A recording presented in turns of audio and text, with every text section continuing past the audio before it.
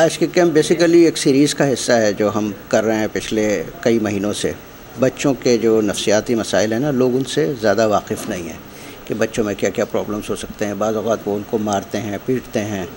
یا کبھی یہ سمجھتے ہیں کہ ان کے اوپر کوئی سایہ ہے، آسیب ہے، تو لوگ اس کو سمجھتے نہیں ہیں کہ بچہ جو ہے وہ بہت سینسٹیو مائنڈ کا ہوتا ہے، اس کو بہت سارے ایسی چیزیں جو ہم نہیں سمجھ پاتے وہ اس کو فیل کرتا ہے اور اپنے طریقے سے ریئیکٹ کرتا ہے۔ اس کے ریئیکشن کے طریقہ کار اتنے مختلف ہوتے ہیں کہ لوگ اس کو کبھی آسیب سمجھ لیتے ہیں، کبھی اس کو جن کا سایہ سمجھ لیتے ہیں، کبھی وہ ان کی اپنی شرارتیں سمجھ لیتے ہیں،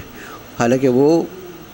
اپنے پروٹیسٹ کر رہے ہوتے ہیں، احتجاج کر رہے ہوتے ہیں کہ ان کے ساتھ کیا ہو رہا ہے، یا کوئی ایسے واقعات ہوئے ہوتے ہیں تو ان کو لوگ پہچانتے نہیں ہیں۔ اور لیکن یہ تو بیسیکلی یہ اس سیریز کا حصہ ہے، ایک کیمپ، کہ لوگوں کو اویئرنیس دی جائے، بتایا جائے کہ یہ جو چھوٹے چھوٹے مسائل ہوتے ہیں، بعض اوقات بچے چوری کرتے ہیں،